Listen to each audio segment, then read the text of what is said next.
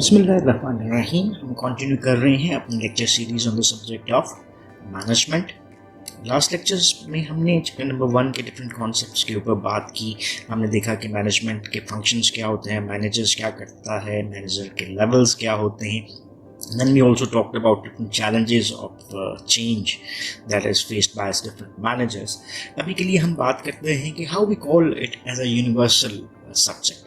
यानी हम टॉपिक देखने जा रहे हैं यूनिवर्सलिटी ऑफ मैनेजमेंट। अब सवाल ये पैदा होता है कि क्या ये एक यूनिवर्सल सब्जेक्ट है भी कि नहीं, क्या ऑर्गेनाइजेशंस में मैनेजमेंट की एप्लीकेशन यूनिवर्सल कॉन्टेक्स्ट में देखी भी जा सकती है या नहीं। सो हम ये कह सकते हैं कि जब भी मैनेजमेंट की बात आती है तो मैनेजर्स डू नीड मैनेजमेंट, चाहे वो किसी स्मॉल ऑर्गेनाइजेशन का पार्ट होंगे या किसी लार्ज ऑर्गेनाइजेशन के में काम करते हुए दिखाई देंगे। फिर अगर हम लेवल्स की बात करते हैं, top level management, middle level पे, फर्स्ट लाइन मैनेजमेंट में, so all organisations have different types of management structures और उसमें आपको मैनेजमेंट की ज़रूरत नज़र आती है। और इसी कॉन्सेप्ट को हम लेकर चलते हैं with the name of universality of management. यहाँ पे हमारे सामने एक एग्जिबिट दिया गया हुआ है, इसको थोड़ा सा अंडरस्टैंड करने की कोशिश करते हैं कि यूनिवर्सल नीड फॉर मैनेजमेंट हमें क्या कहती है। सो मैनेजमेंट इज नीडेड इन, अब आपको इसकी 4 डिफरेंट डायमेंशंस नजर आती हैं। पहला पॉइंट जो अभी हमने थोड़ा सा डिस्कस भी कर लिया, all sizes of organisations, whether it's a small organisation और it's a large organisation, they are in need of management. इसको हम किस तरह से जस्टिफाई कर सकते हैं? हम ऑर्गेनाइजेशन में मैनेजमेंट को POLC के नाम से जान रहे थे, plan, organise, lead and control. चाहे हम स्मॉल बिजनेस पे जाते हैं, लार्ज बिजनेस पे जाते हैं, चाहे एंटरप्रेन्योरियल एक्टिविटीज़ के ऊपर चले जाते हैं या मैनेजरियल एक्टिविटीज़ पे चले जाते हैं, यानी जॉब कॉन्टेक्स्ट में, तो हमें प्लानिंग की ज़रूरत पड़ती है, हमें ऑर्गेनाइजिंग करनी पड़ती है, हमें लीडरशिप की ज़रूरत पड़ती है, हमें अपनी ऑब्जेक्टिव्स को अचीव करने के लिए ऑल टाइम कंट्रोलिंग के एस्पेक्ट को देखना पड़ता है। So it doesn't matter whether an organisation is small और लार्ज, तो तमाम की तमाम ऑर्गेनाइजेशंस में आपको मैनेजमेंट की ज़रूरत महसूस होती है।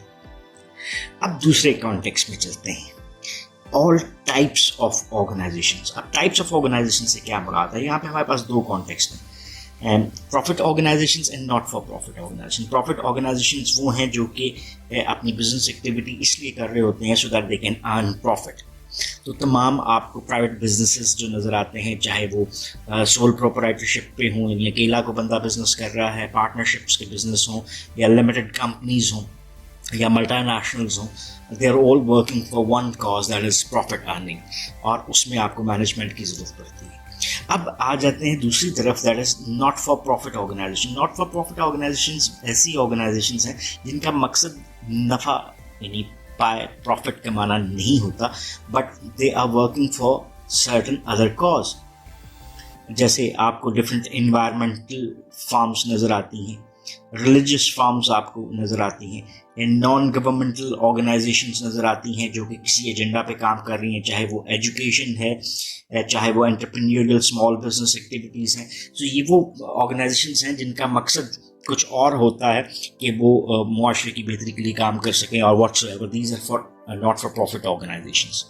सो चाहे हम प्रॉफिट ऑर्गेनाइजेशंस की बात करते हैं या नॉट फॉर प्रॉफिट ऑर्गेनाइजेशंस की बात करते हैं, इन तमाम ऑर्गेनाइजेशंस में आपको मैनेजमेंट की ज़रूरत पड़ती है, because they do need to plan, they do need to execute their plan by organising, they do need कि वो लीड करें ताकि वो डिज़ायर्ड आउटकम्स हासिल कर सकें, चाहे वो प्रॉफिट के मकासद हों या नॉट फॉर प्रॉफिट मकासद आपके सामने नज़र आते हैं। सो नेक्स्ट हमारे पास जो management is needed in, that is all organisational levels. हमने लेवल्स के ऊपर पहले पिछले लेक्चर्स में बात की थी, जहाँ पे हमने डिफरेंट ऑर्गेनाइजेशनल लेवल्स या मैनेजरियल लेवल्स को देखा, टॉप लेवल, मिडिल मैनेजमेंट और first line management. So all levels of the management need basic management application. So वहाँ पे भी आपको concepts की ज़रूरत नज़र आती है. So they also do plan, they also need organizing a structure, they do need leading and controlling as well. Then हम बात करते हैं last aspect जो फोर्थ पॉइंट बनता है, that is all organisational areas. Organisational area से क्या मुराद है? मैं आपके सामने एक छोटी सी ऑर्गेनाइजेशन का एक ढांचा, जिसको हम स्ट्रक्चर कहते हैं, वो बना लेता हूँ। अब जैसे फर्ज करेंगे कोई एक ऑर्गेनाइजेशन है, इसमें डिफरेंट डिपार्टमेंट्स बन गए, human resource department, marketing department, sales department, बाद ऑर्गेनाइजेशन में मार्केटिंग एंड सेल्स इकट्ठे भी होते हैं, अकाउंटिंग डिपार्टमेंट और finance department, production department, procurement department. ये मैंने आपको डिफरेंट डिपार्टमेंट्स बना दिए। सो क्या ह्यूमन रिसोर्स डिपार्टमेंट में आपको प्लानिंग, ऑर्गेनाइजिंग, लीडिंग की ज़रूरत है? Answer comes yes. मार्केटिंग में है? यस। अकाउंटिंग एंड फाइनेंस में है? यस।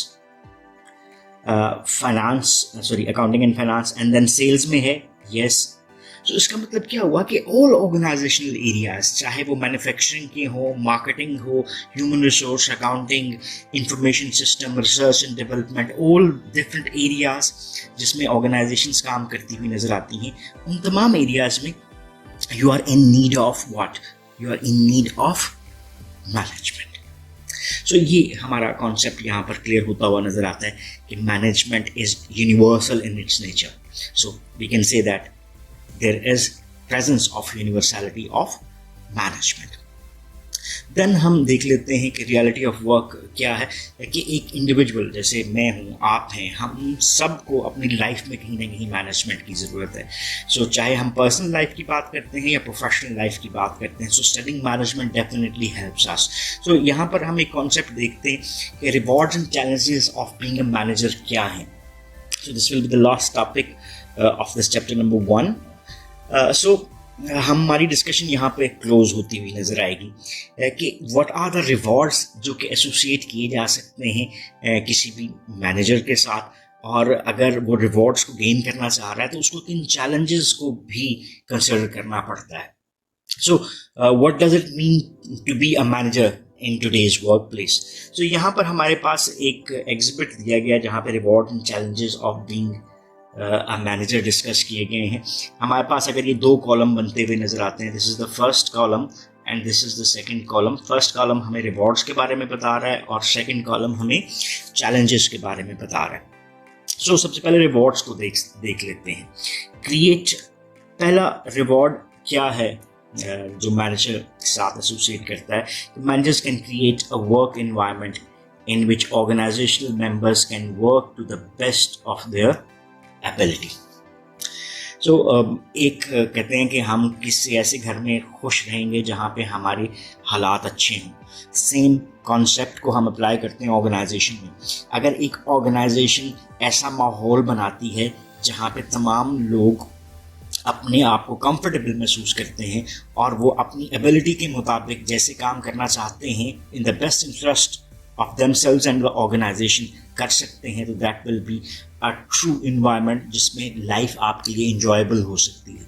सो ये पहला रिवॉर्ड हो सकता है कि by being a good manager you can create that kind of an environment in the organization and around those members जहाँ पे लोग अच्छे तरीके से काम कर सकते हैं। चैलेंजेस के साथ अगर हम एसोसिएट करना चाहें तो भी कर सकते हैं कि वो क्या है कि उनको हार्ड वर्क करना पड़ता है। या ऐसे करते हैं, पहले रिवॉर्ड्स को कंसिडर करते हैं। Then have opportunities to think creatively and use imagination. हमारे लिए सबसे अच्छी चीज़ क्या है कि हम अपनी मर्जी से सोच सकें और अपनी मर्जी से सोच के अपने एक्शंस को प्लान कर सकें। सो रिवॉर्ड क्या है कि बीइंग अ मैनेजर आप अपने काम के रिस्पॉन्सिबल होते हैं। सो आप अपॉर्चुनिटीज़ क्रिएट कर सकते हैं जिसमें आप अच्छे प्लान्स डेवलप कर सकें बाय थिंकिंग क्रिएटिवली, और आप अपनी इमेजिनेशन को, कॉन्सेप्चुलाइजेशन को यूज़ कर सकते हैं इस सब को बेहतर करने के लिए।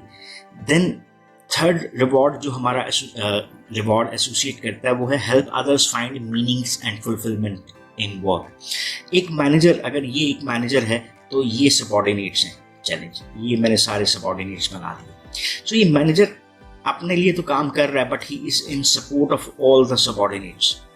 सो ये दूसरों को हेल्प कर सकता है कि वो अपने काम को अपनी लाइफ में मीनिंगफुल बना सकते हैं और अपनी लाइफ के गोल्स को अचीव कर सकते हैं। अगला पॉइंट रिवॉर्ड भी इसी से एसोसिएट करता है, that is he can support, यानी बीइंग अ मैनेजर वो दूसरे लोगों को सपोर्ट कर सकता है, उनको सिखा सकता है, एंड नर्चर अदर्स, यानी उनकी एबिलिटीज़ को वो परवान चढ़ा सकता है, means finding a good person and then polishing him, ये एक रिवॉर्ड हो सकता है किसी भी मैनेजर का। फिफ्थ रिवॉर्ड है work with a variety of people.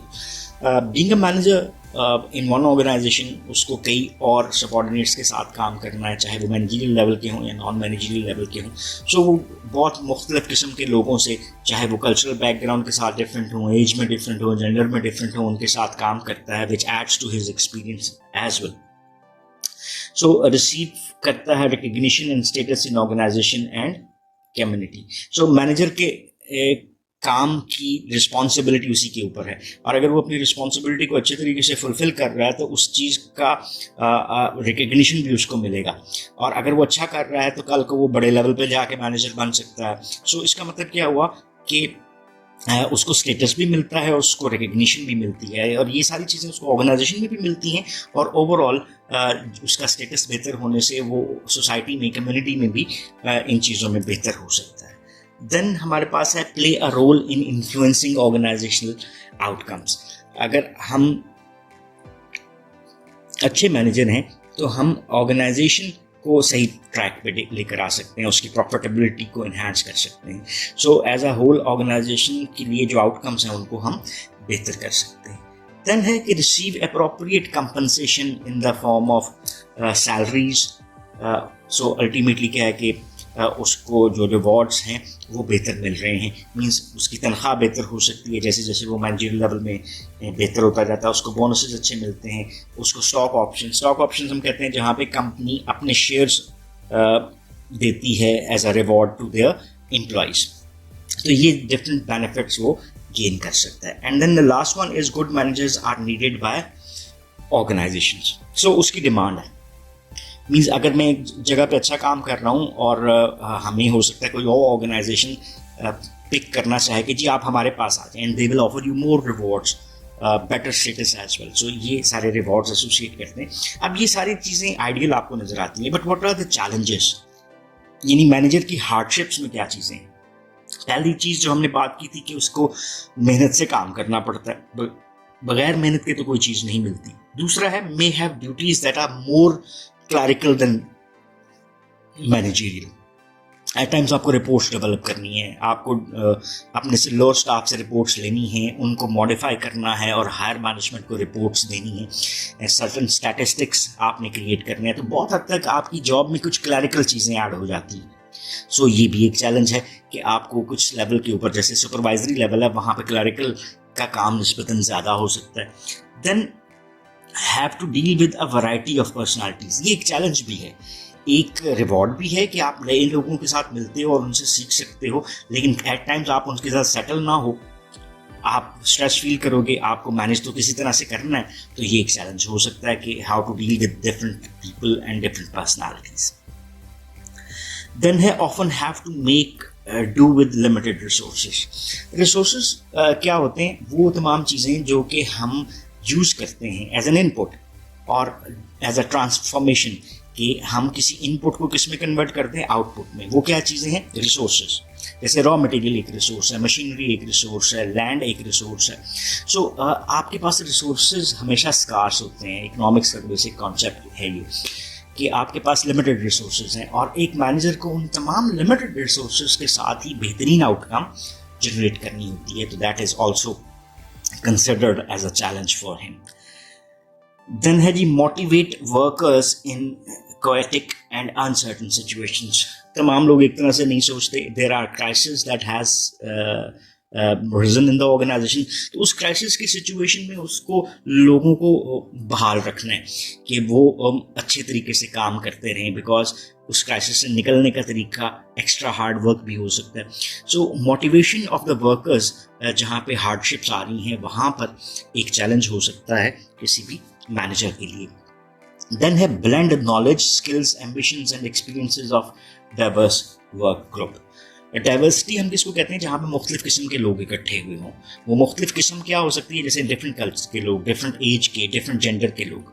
सो आपको डिफरेंट टाइप्स ऑफ पीपल जिनका नॉलेज डिफरेंट होगा, डिफरेंट स्किल लेवल हो सकता है, उनके डिज़ायर्स डिफरेंट हैं, उनके एक्सपीरियंसेस डिफरेंट हैं, उन तमाम लोगों से आपने एक बेनिफिट गेन करना है, यानी काम लेना है. So it can be A challengeable job कि एक इंडिविजुअल की पर्सनालिटी अलग है तो दूसरे की अलग है, एक से काम लेने का तरीका अलग है तो दूसरे से काम लेने का तरीक़ाकार अलग हो सकता है. सो ये भी एक चैलेंज कंसिडर किया जा सकता है किसी भी मैनेजर के लिए.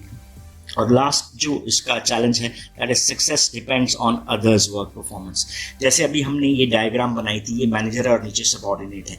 अगर ये सबऑर्डिनेट सक्सेसफुल नहीं होगा तो मैनेजर की ओवरऑल परफॉर्मेंस नहीं आएगी.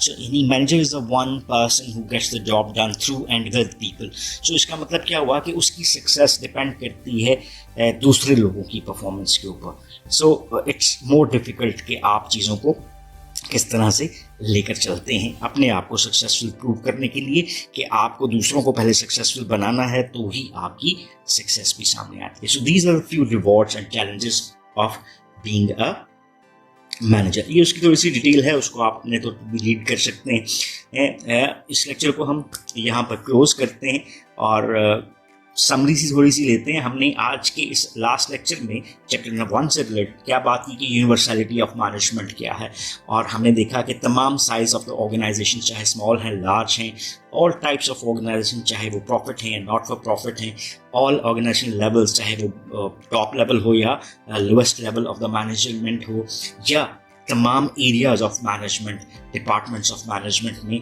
आपको डिपार्टमेंट्स ऑफ ऑर्गेनाइजेशंस में आपको मैनेजमेंट की ज़रूरत महसूस होती है.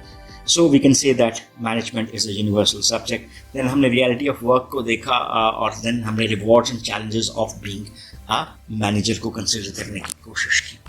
सो that's all about this lecture. If you still have any question or queries, so you can ask in the comment section and we will definitely love to answer those. So once again, thanking you for watching this lecture. Have a nice time. Allah Hafiz.